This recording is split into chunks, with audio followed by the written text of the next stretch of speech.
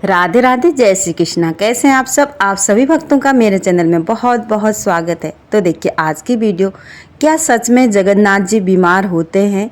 तो क्यों होते हैं जगन्नाथ जी बीमार, इसी के बारे में वीडियो होने वाली है। तो देखिए भगवान जगन्नाथ जी ज्येष्ठ पूर्णिमा को 108 घड़ों के शीतल जल के स्नान के बाद बीमार हो जाते हैं, जिसे ज्वर लीला या अनासरा लीला कहा जाता है। तो देखिए ठंडे जल से स्नान करने के कारण उन्हें ज्वर आ जाता है। तो देखिए ये कथा माधव दास नामक भक्त की एक कथा से जुड़ी हुई है। माधव दास बहुत बीमार पड़ गए थे और उनकी बीमारी के 15 दिन शेष थे। भगवान जगन्नाथ अपनी अगाध भक्ति और प्रेम के कारण माधव दास की उन 15 दिनों की शेष बीमारी को अपने ऊपर ले लिया। इसी कारण से हर साल ज्येष्ठ पूर्णिमा के बाद 15 दिनों के लिए भगवान जगन्नाथ जी बीमार पड़ते हैं।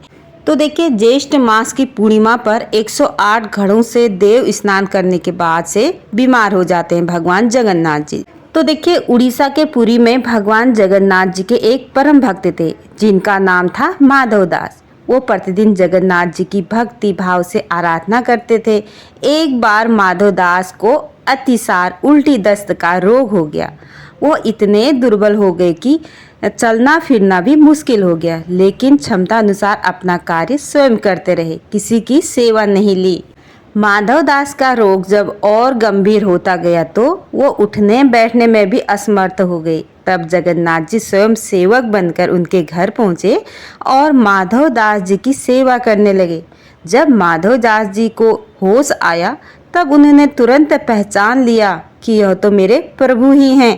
तब उन्होंने कहा, प्रभु आप तो त्रिभुवन के स्वामी हो, आप मेरी सेवा कर रहे हो, आप चाहते तो मेरा ये रोग भी दूर कर सकते थे, रोग दूर कर देते तो ये सब करना ही नहीं पड़ता। तो जगन्नाथ जी बोले, मुझसे अपने भक्त की पीड़ा नहीं देखी जाती, इसलिए सेवा कर रहा हूँ। जो प्रारब्ध होता है उसे तो भोगना ही पड़ता है, लेकिन अब तुम्हारे प्रारब्ध में जो 15 दिन का रोग और बचा है उसे मैं स्वयं ले रहा हूँ। तो भक्तों यही कारण है कि आज भी हर साल भगवान जगन्नाथ जी बीमार होते हैं। 15 दिनों के लिए मंदिर के कपाट भी बंद रहते हैं। सिर्फ मंदिर में एक पुजारी जी और वैद्य जी ही रहते हैं, क्योंकि वो भगवान जी की सेवा करते हैं वैद्य जी, और उन्हें नीम का काढ़ा इस प्रकार के उन्हें दवाइयाँ दी जाती हैं।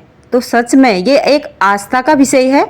तो जो भक्तजन भगवान जी पे विश्वास रखते हैं वो तो इस आस्था को मानते हैं, लेकिन कई लोग नहीं भी मानते हैं। तो देखिए भगवान जगन्नाथ जी की यात्रा 27 जून को है। इससे पहले वो 7 दिन गुंडीचा मंदिर में अपने भाई बहनों के साथ रहते हैं। तो देखिए यात्रा शुरू होने से ठीक 18 दिन पहले भगवान जगन्नाथ जी पूर्णिमा पर स्नान करते हैं। ऐसे में यात्रा शुरू करने से पहले वो 15 दिन तक बीमार रहते हैं। तो रथ यात्रा पुरी के जगन्नाथ मंदिर से ही निकलती है और आखिर में गुंडीचा मंदिर पर पहुंचती है। बीमार के दौरान भगवान जगन्नाथ जी 15 दिन तक एकांतवास में रहते हैं। इस दौरान भक्त उनके दर्शन नहीं कर सकते हैं और उनके शरीर पर कई तरह के लेप लगाए जाते हैं। 15 दिन बाद यानी कि आषाढ़ महीने की शुक्ल पक्ष की द्वितीया तिथि को पूर्ण रूप से स्वस्थ होते हैं। भगवान के स्वस्थ होने पर यात्रा शुरू की जाती है और इस उत्सव को लोग नैनासर उत्सव के भी नाम से जानते हैं। बीमारी से ठीक होते ही भगवान जगन्नाथ जी अपने भाई और बहन के साथ अपनी मौसी गुंडीचा के यहाँ जाते हैं। तो गुंडीचा में 7 दिन रहने के बाद भगवान जगन्नाथ जी अपने मुख्य स्थान यानी कि जगन्नाथ मंदिर में पहुँचते हैं।